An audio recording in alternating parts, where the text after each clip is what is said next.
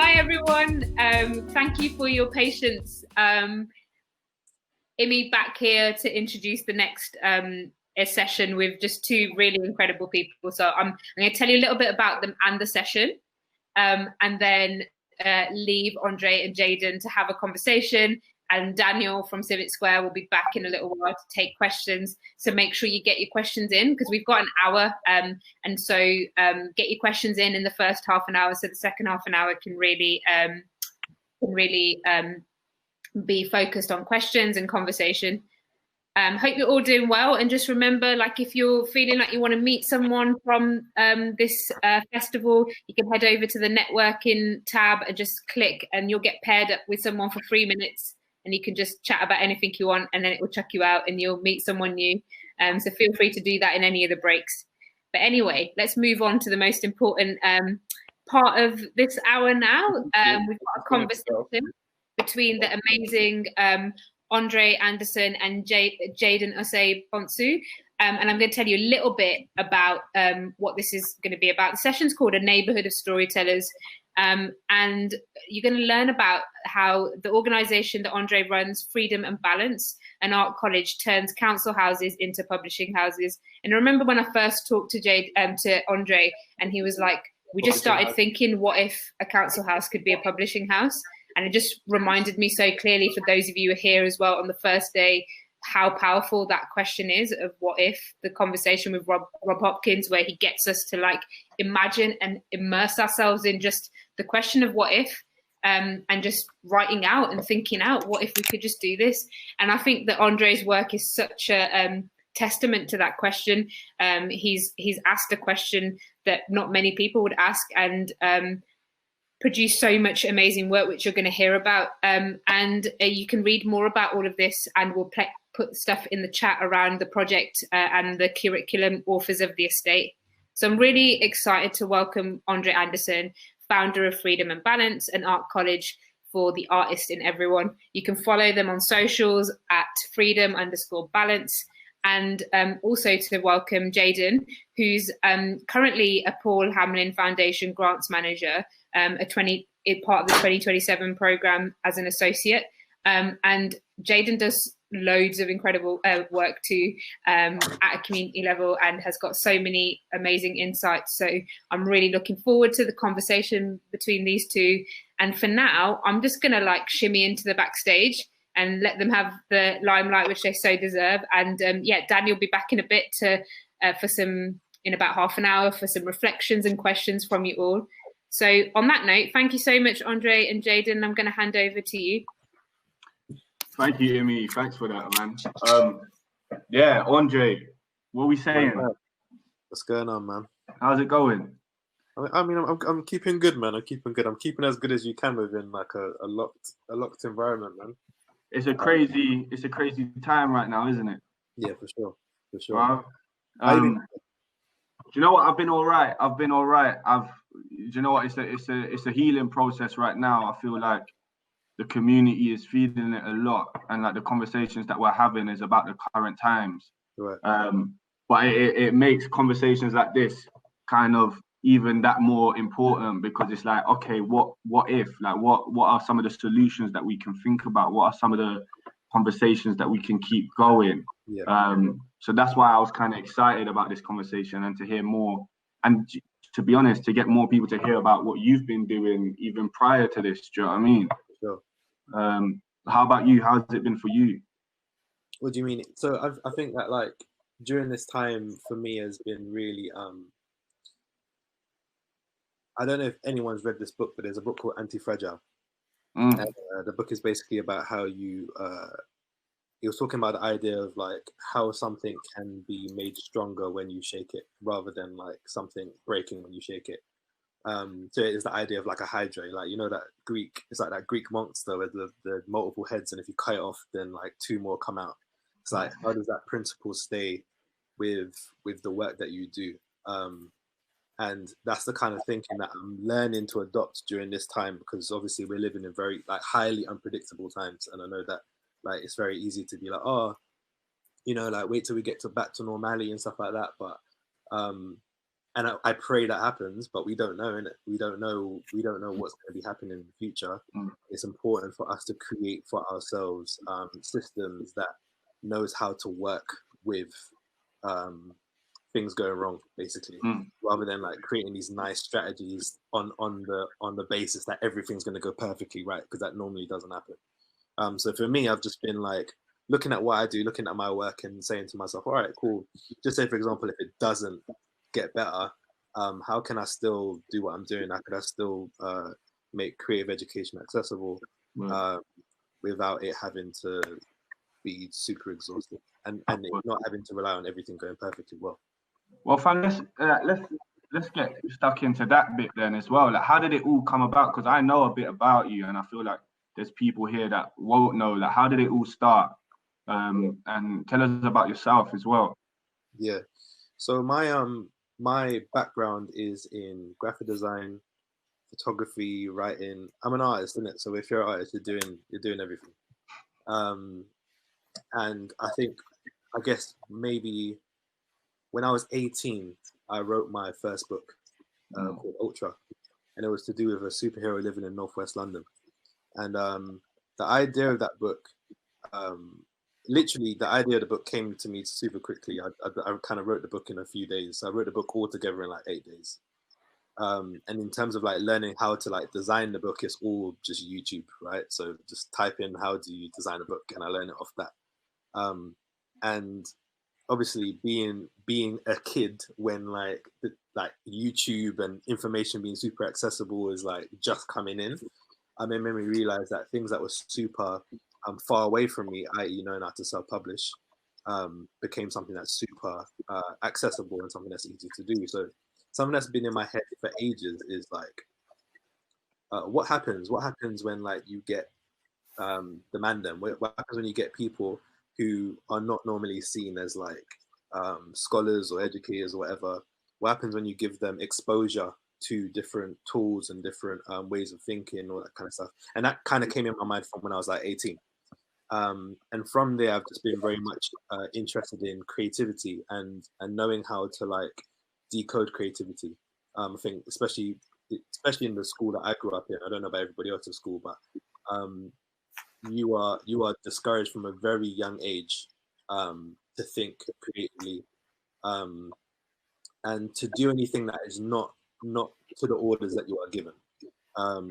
So then what ends up happening is that when you're in times like this, which is really like agile, you need to be very agile. You've gone through basically 18 to 20 years of education that has taught you the exact opposite, which is to follow orders, which is all well and good, but now you don't know what to do when things are going haywire. So I've been spending a couple of years just thinking about creativity as almost like an ability, not as like this magical thing, as like something that you can break down and teach other people. And that has been my work, to just break that down, share that with people.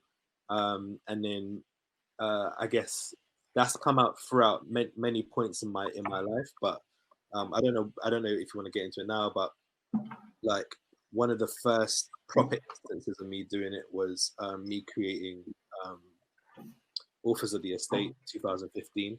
And that was basically almost like a love letter to my area. So my area is St. Raphael's Estate in Northwest London. And anyone who knows St. Raphael's Estate normally like has that connotation of, oh, like you're probably in a gang, you probably done something mad. You probably was up to some madness back in the day. Okay. If anyone knows me, I'm never that guy. And also as well, it became highly frustrating because no matter how far I went, the moment someone knew exactly where I was from, their mind automatically connected to certain stories, right? And these stories are really written by like 11 guys from the estate. Like in a 1,000 home estate, there's 11 guys that are doing certain things. But these stories are serious stories because they're written by journalists, right? They're written by journalists whereby if you were to type up St. Raphael's Estate in Google, you're going to get stories of robberies and thefts and all that kind of stuff. So that's the story that's attached to anyone who comes from there. So that kind of strengthened my quest of figuring out like what happens when you get someone to figure out how to tell their own story.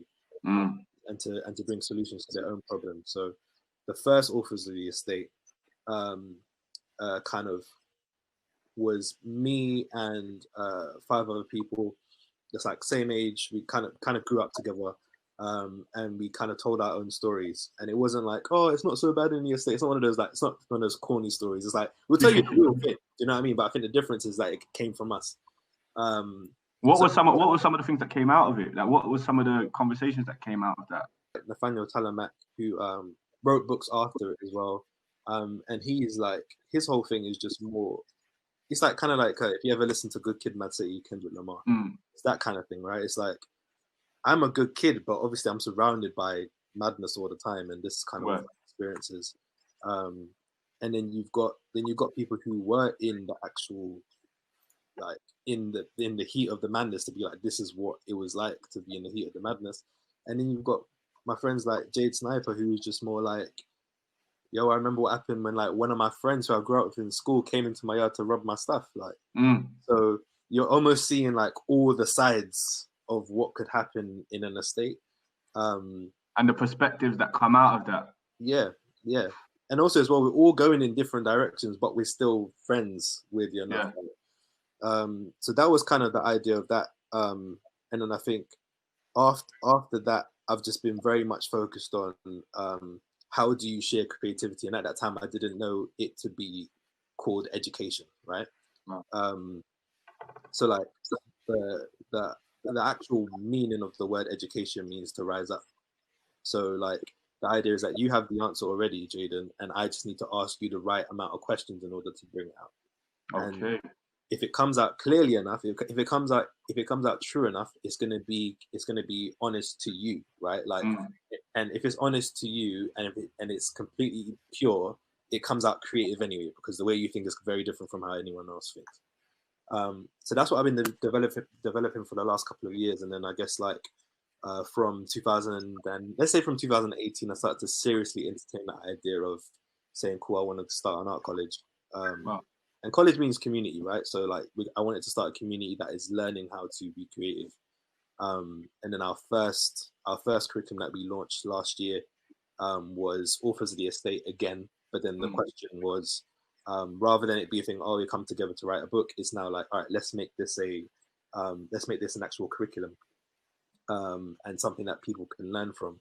And then that question was, how do you turn council houses into publishing houses? And that we spent 12 weeks figuring that out, and then at the end of it, we then created a book, which is Authors of the Estate, published by Chalk Hill. Can I just say something? Like, so when I first met Andre, I was working as a youth worker, and we did a project in Hackney, and Andre came in and he taught these young people how to retell their own stories. And a lot of the time in fundraising, as a grants manager now, or even before when I was working with fundraising teams, to get people, like sometimes it's to get case studies or stories of young people going through complex times, and to really represent a young person, I find it's failed a lot. A lot of people don't, they pull on the emotions that the young people are going through, and they haven't even passed that complex time. So you're reopening traumas.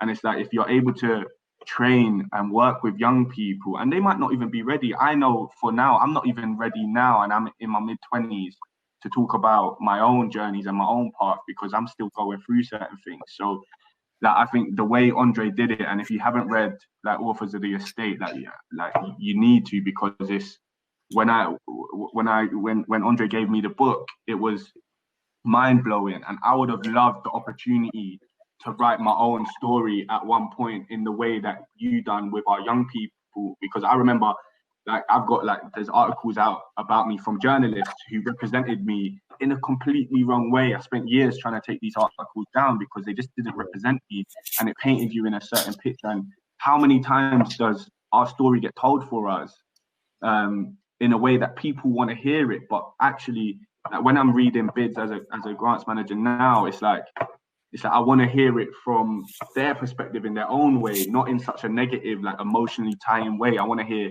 more advantage-based thinking. Like, tell me about the creativity. Tell me about your ambitions, your goals. Do you know what I mean? Not just all the rubbish all the the rubbish stuff, like all the stuff that you've been through. I want to hear something a little bit more lighter. And I feel like your story doesn't paint bad experiences like with such a negative brush. You just talk about, sometimes when you're going through certain things, it's that rationale, right? You're just rationalizing the opportunities that you have around you, and you're just trying to build your own world out of this. And sometimes people can't understand that. So I think that's what your book really does. It highlights people's realities, which I think is so powerful. But I just wanted to jump in and say, if you haven't read that book, make sure you go and read it. I think one of the important things as well is like it's so subtle, and it's the tone that comes with how you tell your story. And when you know who's watching it, you speak very differently. So if you knew that like if you're writing a story and it's going to be published amongst like tons of people across England, right? There's a lot of like there's this sensitivity, and you start to like be around the bush, and you kind of like you start to explain yourself. But then the tone that we tried to take with Authors of the Estate was like when we was recruiting people and getting people in the area. What we first said is we're gonna write a book, right? We're gonna write a book. It's gonna be published and all that kind of stuff. And no one really paid attention to that, right? Because I think there was a lot of language that wasn't part of what we would like. That's not language that's in the estate right now. Nah. So when you're saying like, oh, I'm Andre, I'm a headmaster of Freedom and Balance, which is an art college, we're gonna write a book that's gonna be published. It sounds mad. There's so many hurdles that you have to come across, and then what ended up happening was eventually we said to people, we've got a story to tell, and we're going to come together and tell our story. And that was the thing that got people into the room in the first place, because most of this book wasn't necessarily people sitting down writing. That came afterwards. But the initial point of it was gathering people in the estate in a nearby venue, and just having a series of conversations of what Chalk Hill was like back in the day, what it is currently. What do you think the differences between those two? Like what's your connection to the community around you? And the conversation wasn't this thing where it had they knew that the world was watching. It was just a much needed conversation between neighbors, right? And with that, and with how we positioned it, the tone came off in a way where it's like, I'm speaking to my next door neighbor. So there's certain things that I don't need to over explain. And I think oftentimes when we're told to tell our stories, we have to over explain ourselves, which always ends up being a thing where it's like a tick box situation. It's like, oh, we got the black story in, or we got like the black trauma story or whatever, whereby it's not that simple. Like our lives are as complex as yours. Like we have loads of things going on, and sometimes at the same time. So I think the positioning that we had with the project, whereby it was very much, we are creating this book for us, really affected how the story was told as well. And you know, like something that like just that black trauma story, and like sometimes it doesn't get pushed in the right direction. And I think what really stands out for me in stories coming out of our communities is resilience. Yeah. And like the power that resilience plays within our stories, like the amount of things that people have had to go through coming from our backgrounds is like for me, I grew up in Croydon, same thing, grew up in an estate. Like the story continues. Do you know what I mean? You go through so many experiences that bring you to this position. Like if you looked at the 16-year-old me, I would never think I would be on a panel talking about how to create stories, right? And it's like, this is amazing. And it's like, how do you pass that story on to that next generation? And I think what Authors of the Estate does, it does it in a beautiful way. Like, how did that process, the step-to-step process come about? How long did it take? You spoke about trying to get people on board. Was it easy to get people on board? And like, what did that look like? Yeah. It's like behind my eyes just here. Say again, sorry. I think Daniel came in by accident. Never mind. So I'll tell you the process. So the process was this, right?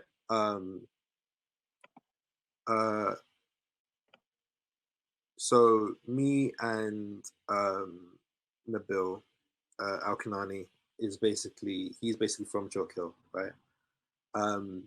And he saw what we'd done in the previous authors of the estate, and he wanted to do something similar.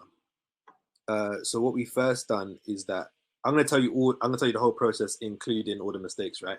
So we the first thing that we did is that we had a series of posters that we put around the estate, and it basically said authors of the estate and had this QR code. That if you was to scan the QR code, it would basically be a video of me being like, "Hey, I'm from St. Ralston, whatever." Like join us, and it was like this enrollment form that if you was to put in your details, and you're part of the enrollment form, and you'll hear about next phases and stuff like that. No one signed that, right? So there was like, first of all, no one ain't standing there for no QR code because you're on your way home, right? It's cold, you're on your way home, whatever. But then what ended up happening is that like Nabil had to start like getting people on the street and just bullying them into like signing the form. But even then, we ended up getting like a maximum 2 people signing in. And we got 2 of them, maybe 3 of them, and 1 of them was Nabil. So it didn't really work long term. And then we changed our language. Like I said, we changed it from we're a publishing house to Chalk Hill, we have a story to tell. Let's just meet up. So we ended up like meeting up in a nearby place, and to be honest with you, no one came for the first hour. Like no one was there. Do you know what I mean? And eventually what ended up happening is like the first set of people that came in was the oldest. So these were the people who were like the mandem, but they were like the mandem from back in like 70s, 80s. And they were just kind of giving you they was painting a picture of what Chalk Hill was like. And it was so mad because I had a whole curriculum. I had a whole like perfectly planned, you know how I do with the lesson plans. Yeah, I was amazing with it.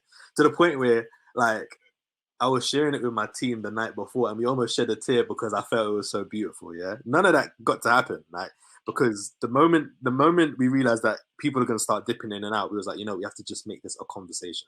So I had my phone, hit record, and then whoever came in, we just spoke.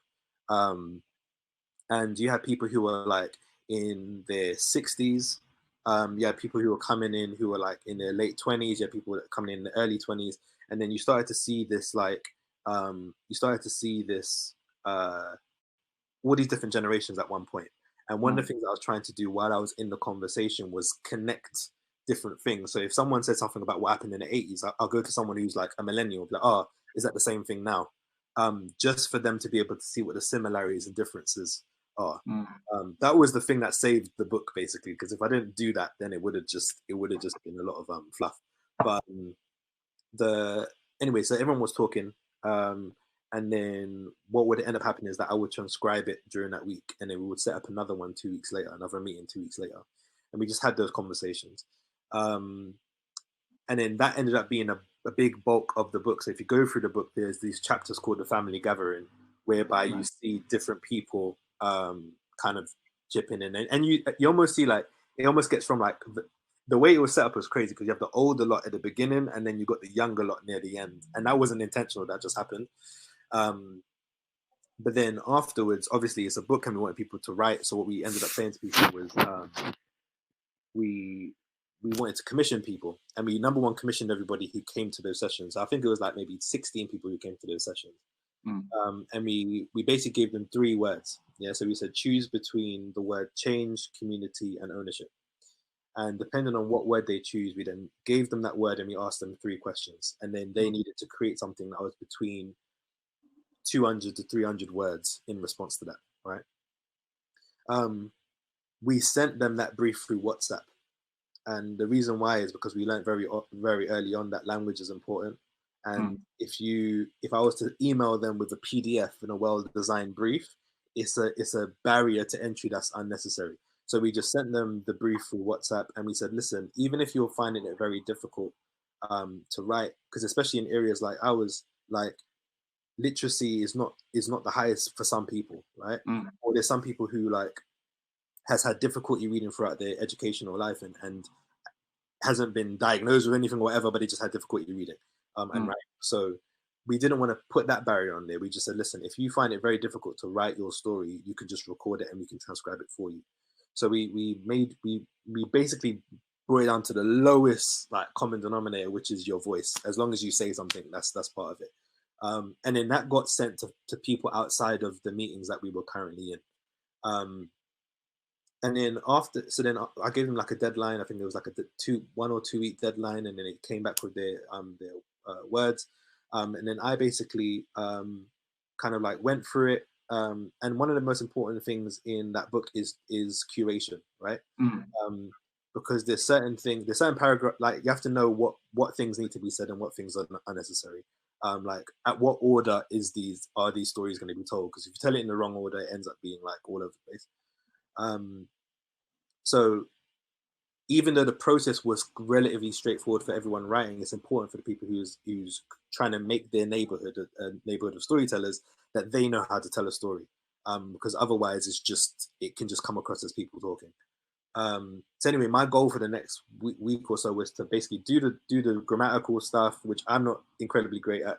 But there's someone that I know called Emma Warren who basically helped us kind of go through all the grammatical errors, and the team went through the grammatical errors. But also, so I was in charge of like placing things in certain areas and just making sure that the book feels cohesive. But funny enough, that's actually I feel the most important part of what happened. I think the most important part of what Authors the Estate is what happened afterwards, which is whereby like we decided, all right, cool, we're going to do our photo shoots and we're going to like do our film shoots in the estate. And that was part of us visibly showing the estate that we are doing something here. Because you can't see writing. Like if someone is writing, you don't like you hardly see someone writing a book on the street, right?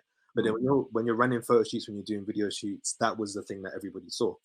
And we had like a barbecue at the same time and like all that kind of stuff. So we vibes. You brought a vibes to it. It's not just photo shoot. It's a vibes as well. The whole atmosphere. Yeah. You have to make it a situation, man.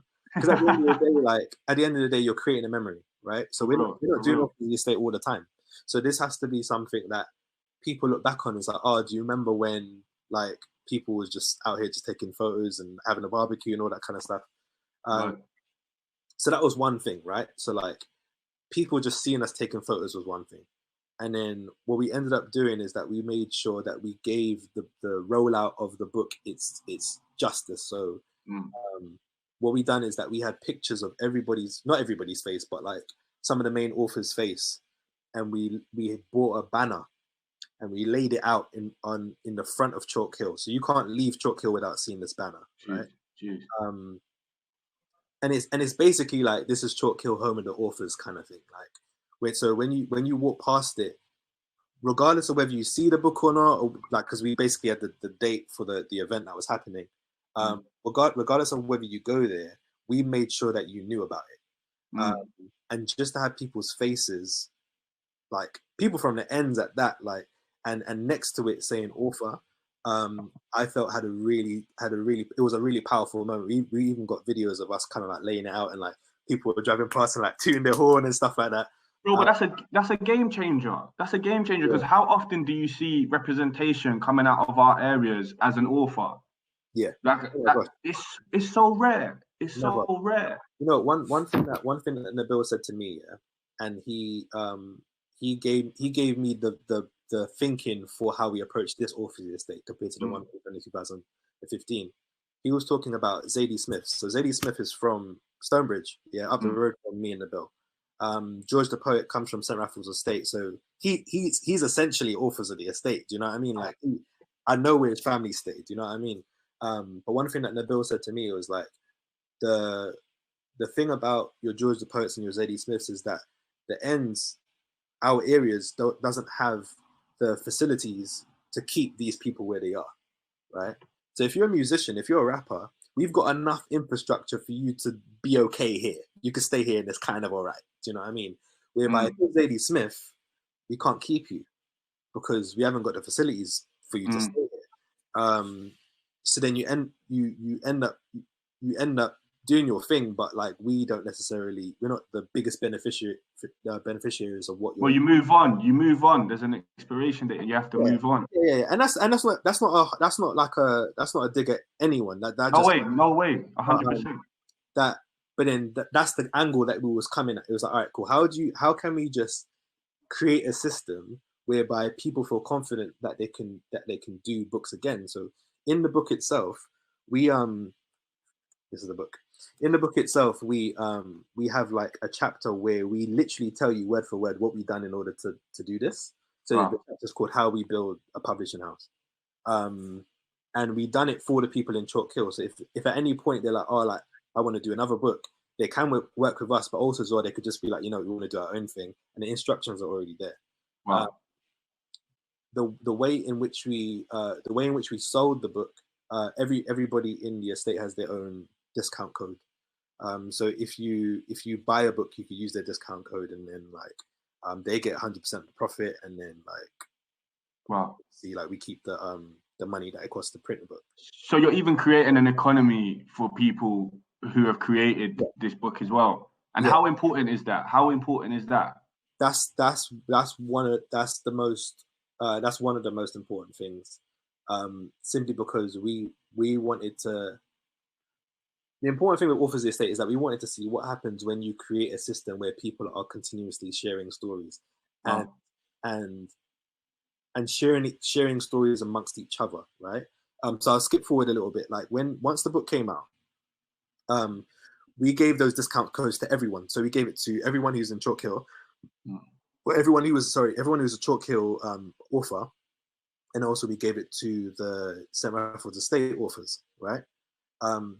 What that basically means is that these areas, bearing in mind, even though they're down the road from each other, have been in serious beef with each other for a very long time, right? Wow.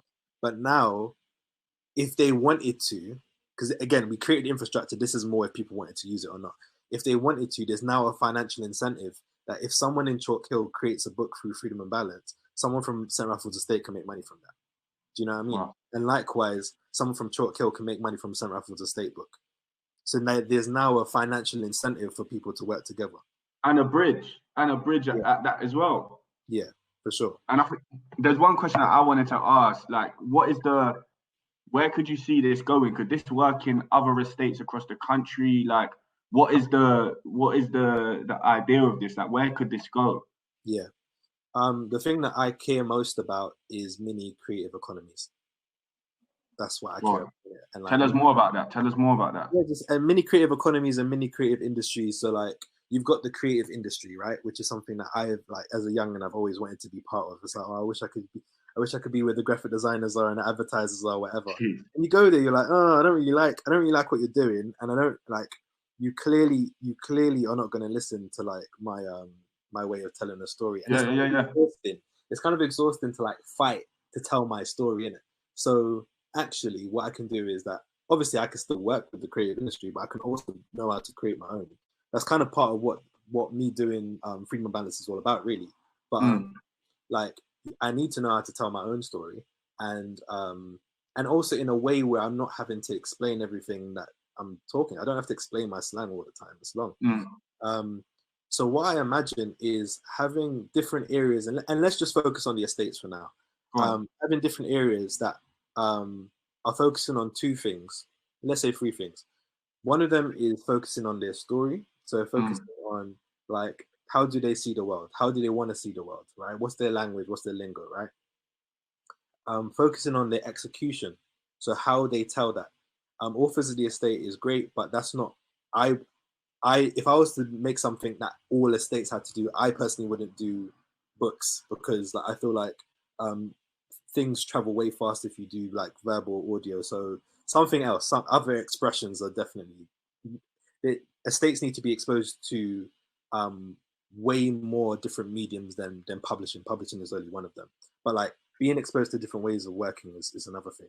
And the third thing is knowing how to distribute and distribute your stories and be able to collect from it, right? Because that's what I'm talking about when we're saying like Count's house into a publishing house. Like, to publish is to share, right? Sometimes we make that super complicated and we add all these crazy infrastructures because that's what we see Penguin Random House do, right? But at the end of the day, when you're talking ground level design, you just need the ability to make something and share it with someone else and create some infrastructure where you can there's like a feedback week where you might be able to get some money or something.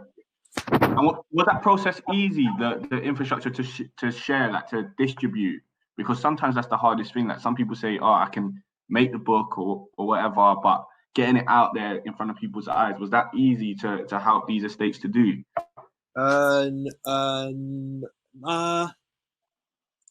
No, it's not easy.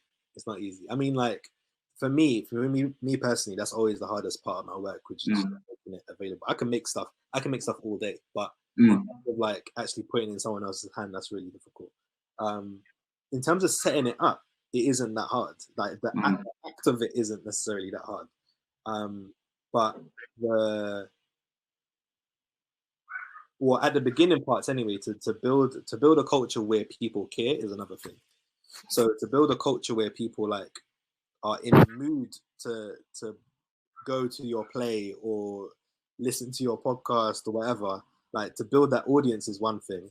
And then also as well to build true creators is another thing. Like I said, we built a system whereby people now know how to tell their story, right? We've made the process very clear. And we have partnership with Chalk Hill. So people in Chalk Hill estate now want to work together. We can work together because we have a partnership beforehand, right? We can continue that going. The thing is that, and I don't expect anyone to be a creator at the end of this. I don't expect anyone to be a full-time publisher or a full-time author at the end of this. But the question that I have at the end of these kind of things is, who are the one or two people that if you were to create a system would be dedicated to keep telling stories and putting it out there, right? Because like one book doesn't create an economy, right? No. And one story doesn't create an economy unless your story is amazing. Like, unless you wrote Harry Potter, like it's not creating an economy. Do you know what I mean? So you need follow-up work. You need it to be continuing. Right. Yeah, for sure. And the thing is, we've done that. We've done it with Chalk Hill. In like we left it open, right? We said, listen, like if you want to keep this going, let's keep this going. And to be fair with you, I feel like I think it's almost like Lauryn Hill's first album. Like sometimes you just need to drop the album and like have it out your system. Do you know what I mean? Some people don't have to keep making stuff, and I'm cool with that. Do you know what I mean? I'm happy that we've created something that is essentially historical work. Like even now when you read it after COVID, you're like, this feels historical. This feels like before COVID storytelling. But how important is it? Sorry, I've got 1,000 questions for you. But how important is it that you have come out of that estate and gone back into it to retell the story rather than someone else coming across an estate and saying, "Oh, we want to work with them"? How important is that for you? So basically, the St. Raphael's Estate book wouldn't have been written if I didn't come from St. Raphael's Estate. The Chalk Hill book wouldn't have been written if Nabil didn't come from Chalk Hill. There's just nuances that you completely miss. Like, that's why I said it's very important for people to know how to tell their own stories. And when I say stories, it's not just like once upon a time and we lived happily ever after kind of thing. It's more like, this is my knowledge. Like, this is how I see the world, right? And a lot of particularly Black communities have that. It's just in their mouth. So like, there's mad infrastructure in a lot of Black communities' mouth. Do you know what I mean? Just in how they say things, and there's so much learning within it. And obviously that gets passed down like from mouth to mouth, basically. But then the thing that I think is important is for it to be documented in some way. Right, it doesn't have to be for a book, but it could be video recorded or whatever. I think a lot of history through generations get lost so often, and it's because we're just not used to like documenting our stories. I love that. And you see the start of the work. How did it come about? Did you get funding for this, and like, or how did that come about as well? Funding for this whole project. Oh, this is self-funded. Self-funded complete in its entirety? Yeah, self-funded. So the first Orphanage Estate was sponsored, but then the second one, we said specifically this is coming out in October, and by the time we said that, we had 12 weeks to do it. So basically, from us getting the first set of people through the doors, telling people about it, to like to basically launching the book, that ended up being like 12 weeks. And just the act of like, for us, it felt like it slowed us down for us to be like, oh, can you like help us tell our stories and all that kind of stuff. And also as well, during that time, I think I'm very like proud. I'm very like arrogant. It's like, no, I want to show that this can be done in 12 weeks with our money. And we don't need the funding. Funding is very important. I'm not knocking funding at all. It's very important. But I feel like a lot of the time, especially when people wanted to collaborate, it almost felt like there was like, you're putting your arm around me. It's like, oh, like, I'll tell you a little story. Do you know what I mean? There's a tone that comes with it. Yeah, the tone. And also it's like you sharing with your friends to be like, you know, look who we funded. Do you know what I mean? And I didn't want to do that for this project. I'm open for it, but so if you had advice on that, what would be like, if you were to take funding, what would be the criteria for you going forward? If there was people out here thinking, oh, this seems like a great project to support, what would be your, like, what would be your criteria? It has to be conversation. I have to understand where they're going as an organization and what they're funding and why they're funding it. At the end of the day, like, and so that's I can't answer that because it's really down from person to person. But what I'm always looking for is I'm looking for intention. And I'm looking for like why are you trying to help? And it's very subtle. It's like sometimes you miss it, but then that intention always comes out. So you have to ask for it. For sure. Now, Andre, we could chop it up back and forth all day, but I know that the audience has some questions, so I'm going to invite Daniel back in. And I think he's going to give you some questions as well. Hey. Hey, guys. How's it going, Daniel? Good, man. Yeah, just sitting backstage, listening and watching. And really appreciate you sharing the story with us. And a lot of it really resonates with me and my journey. I'm from a kind of background where I've kind of come up in graphic design, media production and that sort of stuff, and kind of taken my creativity more into looking at design and design leadership. And just listening to your story, Andre, just the early stuff you were saying about what happens when you expose mans to different tools and how that helps them like access their creativity. I really resonated with that because like it was like before I even started to study this, how to like actually produce things, it was a case of like whatever I could access on the internet. Like MySpace was the place where people were kind of learning coding, and that just was self-learning experience and like picking up things on YouTube and that. And then again now, just listening to you talk about how you approached the project of setting up this curriculum with a structure, and then had to adapt that structure to really work with people whose tradition is much more oral, and our way of communicating is a lot more oral.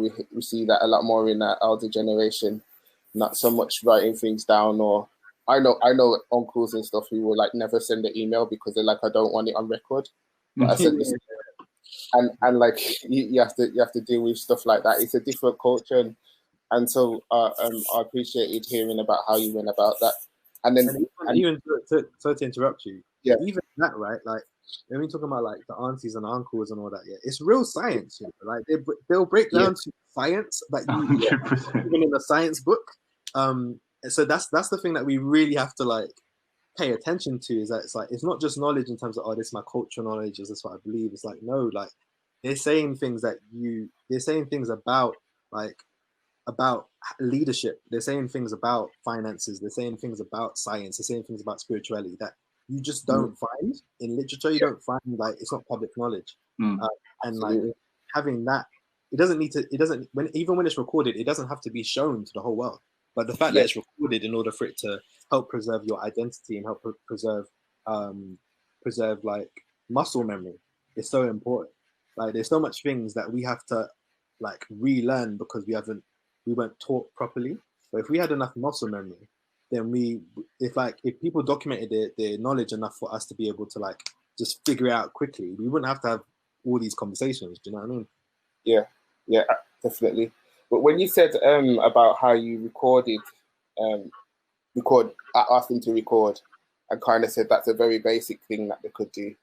Yeah. Something came to my mind about like, why is it that we see things that like the oral stuff is not as important or as brilliant as like being able to write and script things down, aside from the fact that it gets documented permanently.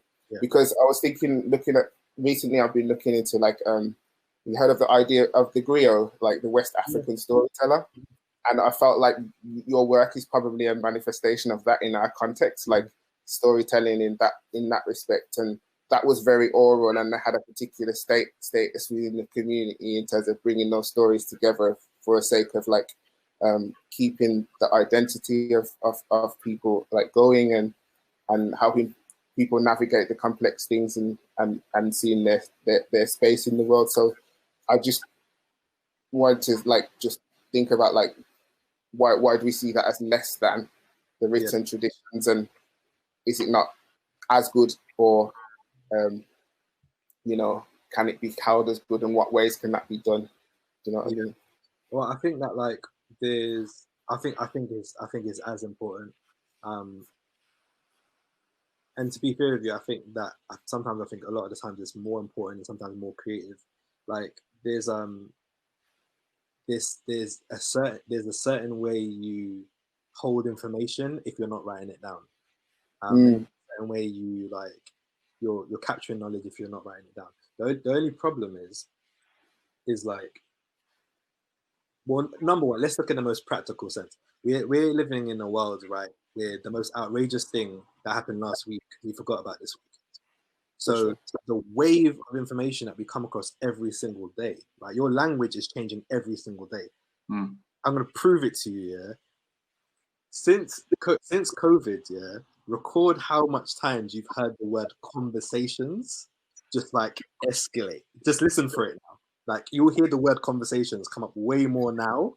And I think that's because we're like, all we could do right now when you're stuck to have conversations in it. So that's probably why we say it the most. But well, that's what I've noticed anyway. But I think that the wave of information that we come across, it's important that yes, some things make it stay in your mouth, right? Make it just stay in your mind or whatever. And maybe you shouldn't be putting on paper, and maybe some things you shouldn't be distributing and putting on your Medium post or whatever, or Instagram or whatever. But I do feel like it's important that there are master copies where you can just store that away, because if not, that information could easily be lost. I mean, the amount of stories that I just don't know. I don't know. Like I remember going to Jamaica for the first time in a long time 2 years ago, and then realizing things about myself, and I'm now like, I have to record. I need to at least video record this for my grandchildren, because the person that told me, they're not going to be here within the next 50 years. Do you know what I mean? Right. And I'm going to forget information. Do you know what I mean? Like I'm not a griot. Like griots can memorize names and down to like 50 generations. I can't do that. Do you know what that reminds me of, Andre? Like I remember being like maybe 3 or 4 and my gran on the phone chatting for hours, right? Yeah. She talks for hours, all these stories that you're talking about. But again, not written down anywhere. Yeah. And like if you ask me to remember it, I'll probably remember like maybe a third of what happened. And it's like, I wish I could have recorded those stories. I wish I could be sharing them with the next generation. 100%. And it's like, that has to be protected. 100%. Yeah, oh my gosh. I wish, it's exactly what you're saying. Like, and the thing is as well, just to have it on record and just get your grandma, because all my grandparents are gone now. Do you know what I mean? That's now a whole batch of information that I just don't know. Do you know what I mean? And at the same time, we have to keep remembering that we're someone's ancestor. Right. So someone's gonna refer to me at some point about something, and I've made it a little bit easier for them because now it's documented, so they at least know what their great grandfather was doing in 2019, 2020. Do you know what I mean? But it's important for us to, and the thing is as well, we document our lives anyway. Like our Insta stories are popping every day. It's just like we just need to be a bit more strategic on what we're documenting, and how we save our work, like how we save our memories and where it goes, rather than online and it not being allocated to anything. Yeah, for sure. And I just wanted to have that conversation because I thought it was really important, that point of like actually allowing that space for the oral recordings and that to happen as much as the written word. Because that's how some of our family and our people roll, and that's how they communicate. And sometimes I think like trying to make people write things that makes them do it that's not in their own voice. They're trying to make themselves sound like how it's supposed to be written, you know what I mean? So they're trying to follow some rules, and then that kind of inhibits their own voice and their own authenticity. Yeah. So I'm going to take a few questions from that are coming from the chat. This one from Delia. So you're starting your own. Delia, what's going on? Yeah. Good. Starting from your own estate, your estate's near you. To what extent is the project successful because it's your ends? And do you have plans to expand it to areas you don't come from? If so, how does the model change to facilitate that? I think you talked a bit about like how you open sourced the book, like you wrote the book in the model of the publishing house. But yeah, I guess Delia's asking a bit more about how that I guess travels and. Yeah, I think So I think definitely, if I was to, again, like we said it before anyway, but like none of these books wouldn't have happened if you haven't had someone from the area that knows the area, and is able to pick up certain things and understands the things that people are not saying. Do you know what I mean? So if I was to do it in another estate, I can't just roll up in an estate and do it, because it's like, who are you? So it'd be important for us to always collaborate with someone who knows the estate, knows people, and then also as well, I think like again with going back to the whole like mini creative industries thing, it's like, yeah, for sure we could definitely do another Authors the Estate, and that's something that I definitely want to do. One of the estates that I want to really do is Stonebridge. So St. Raffles Estate, Stonebridge, Chalk Hill are all kind of like cousin estates, right? So I think that would be a great trilogy basically. But I think that also saying that within the same breath is that the process is always going to be the same. The medium doesn't always have to be the same. So we don't always have to be doing books all the time. I want to see what happens when you have an estate that is really focused on filmmaking, because we don't really have a strong. I don't know if there's a strong filmmaking industry other than like if you've got an estate that does music videos a lot. But like I want to be able to see what happens when you do that same thing with. To be honest with you, if there's anyone here, oh my gosh, this is a great time. If there's anyone here that is into science, please just chat with me. Because last week I was trying to figure out how to create a curriculum, kind of like Authors the Estate, but around science. But I'm not a science person at all. I skip science most of the time. So if anyone says, please let me know. But I want to see what happens when you expose people to different mediums. Because I'm gonna give a very short example, because I know there's other questions, but I remember going back to oral history, right? When I was like in school, when grime just first started, during break time, people will go out, pull out their phone, and just start spraying bars. Yeah, there's no pen, there's no paper, none of that was there. It was just it's on the top of their head and just rapping, right? Now there was no workshop for that. There was no like, here's how you rap workshop, right? There was no like grime curriculum. People just figured it out and just started to pick it up, right? That's a part of oral history, right? Where you're just embodying knowledge. I want to see what other mediums you can do that with. Like, can you do that with the sciences? Can you do that with literature? What we try to do at Authors of the Estate.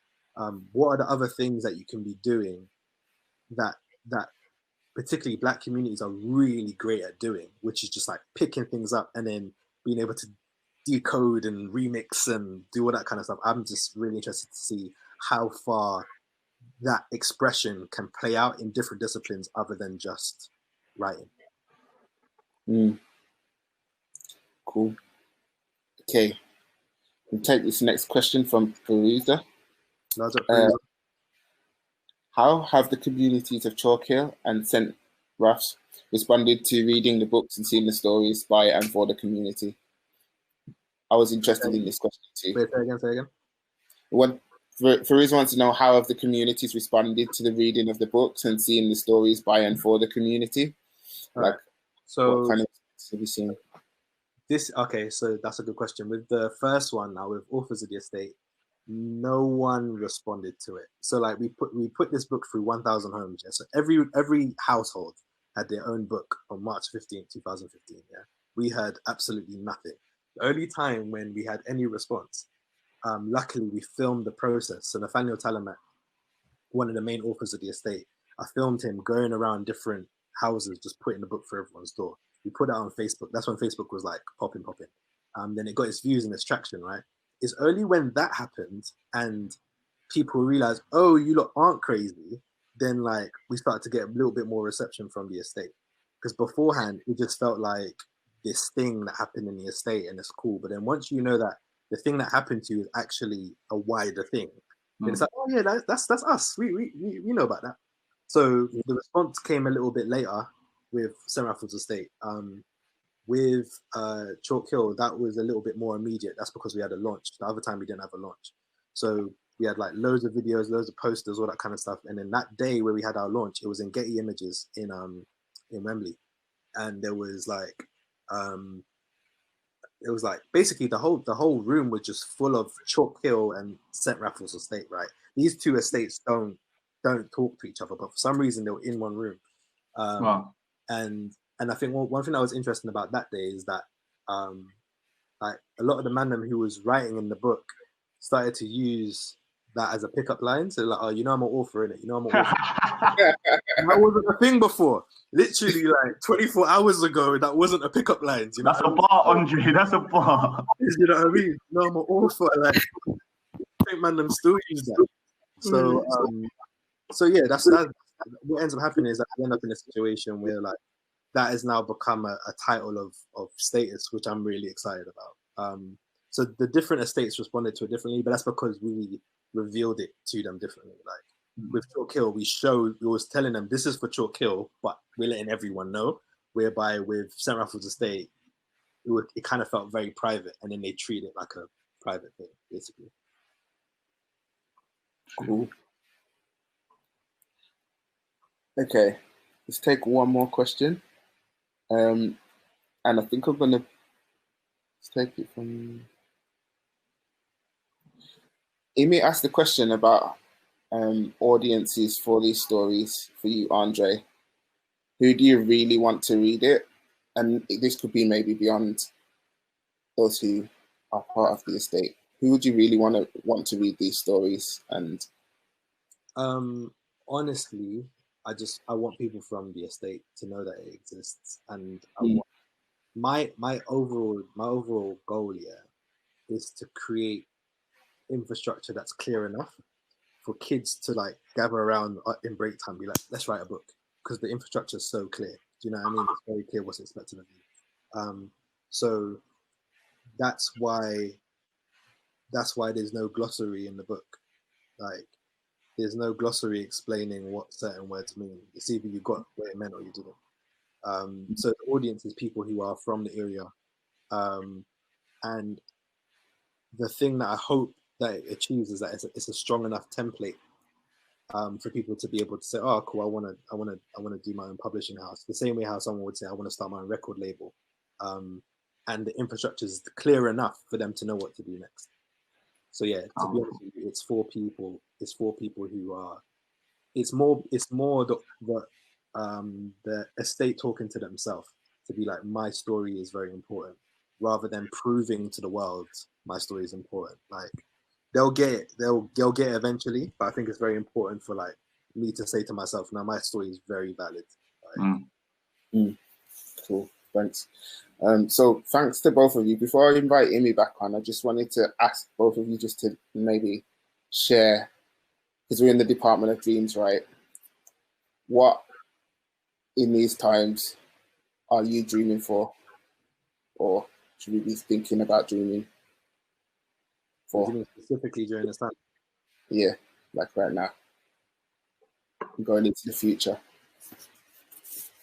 Do you know, I'll jump in with this as well, because this is something that even me and my brother were having a conversation about, and it's self-worth. Like, I think especially people out of our community finding their self-worth and their purpose. And it's not just, it spans out into the wider community, but it's people, our community, people find their self-worth and know what skills they have. And that's why I love Andre's work as well, because it gives us another option. It gives us another sense of what we can achieve and do. And I think we need more options. We need more people doing different things, not something similar all the time. So that would be my dream. Like it's a small dream, but I think it's a beautiful dream at the same time. Yeah, definitely. The thing that I think I would love to see is that I would love to see more people take the time to understand the infrastructures that they're trying to change. And not just on a theoretical level, not just on a like, this is not a diss to how anyone speaks. But you know, when we speak about like systematic change and stuff like that, a lot of people within my circle can't break down what the system is. And I think it's very important for us to be able to know how these systems work, and also as well ask themselves the question: if I was to make my own system in my image, what would it look like? That's the reason why I started the college in the first place. But I would love people who are in different disciplines, who are in law, who are in medicine, who are in finances, to be like, oh, here's something that I put together. Just for it may not even be big. It may not even be something that you're trying to like change the world with. I think that's something that really stops a lot of people as well, like thinking in terms of changing the world. If it was something that they're like, actually, here's just something that I want me and my friends to work on. What? It at least gives people around you a glimpse as to what things could be like. So there's one thing that people are doing really well, which is like saying what their dreams are. But then there's another thing where people are actually taking the time to know what their dreams could look like. And there's not a lot of people who take that time out. And I would love to see just personally what happens when people do that. Cool. Andre, Jaden, thanks so much for sharing and being with us this afternoon, Sunday afternoon, early afternoon. Send you a virtual fist bump. And over to Immy. That was so good. I'm not even going to try to say anything about this conversation other than to let the audience like soak it in. There's so many gems, like just so many. So I just want to first say like huge gratitude to you both for taking out your time, and Andre for like sharing and sharing so specifically to like the key points. And I just want to say like there's so many conversations I come across all the time with funders and investors and people who are like looking for beneficiaries and all of this sort of stuff. And it's just like, yo, like this futuristic open source distributed creative economy that you're like talking about in theory, this is how it starts. Not even that. This is how it works, right? This is how it works. And the importance of communities to not have to produce their work for the Western gaze is like so important. In like loads of us can resonate with this. I can resonate with it because like the Sikhs and Punjabis have been like creating their work to be picked up by Bollywood, right? And like Bollywood ain't never gonna represent you in the way you want. Like the confidence to create your work for you and for who you want, and then say that's who it's for, and let everybody else do what they want with it is like so important. So Andre and Daniel and Jaden, just like thank you so much for. I feel like we could talk for hours, and hopefully this is what we will do, and not just talk. We will talk and work and build, and so many people in Birmingham that would want to like connect on this and through their work, not just us, like who are pioneering this. I'm thinking about Maya Group and Beats, Rhymes and Cities and the work that they want to do and what your connections would be, and just like there's so much. So thank you. Like I really appreciate it. And so, yeah, funders, if you are here, as always, I'm going to say the same thing that I've been saying, and you're consuming this, consume it with some respect in the sense that, like, go put some coins in the crowdfunders we've got listed, but also, like, if you want to engage with authors of the estate and this work, engage with it from the things that you've heard about today, and think about how you can invest, like, much more hands-free and let like Andre, Freedom and Balance, and the estates like do the work that they want to do, and like then not have to like massively make a song and dance about it until the time comes, right? There might be a time where you want to stand together and tell that story and be like, yo, look what we did. But don't start from this point where you're going to commodify the work and like start taking pictures of you handshaking and all of that like straight away. So on that note, yo, Daniel, thank you so much. And you know what? I'm just going to say to you all, you know what, how Daniel started with like, I was just figuring it all out on YouTube. I'm just going to say big up because Daniel figured out the whole of this festival platform by watching the tutorials and then teaching us all.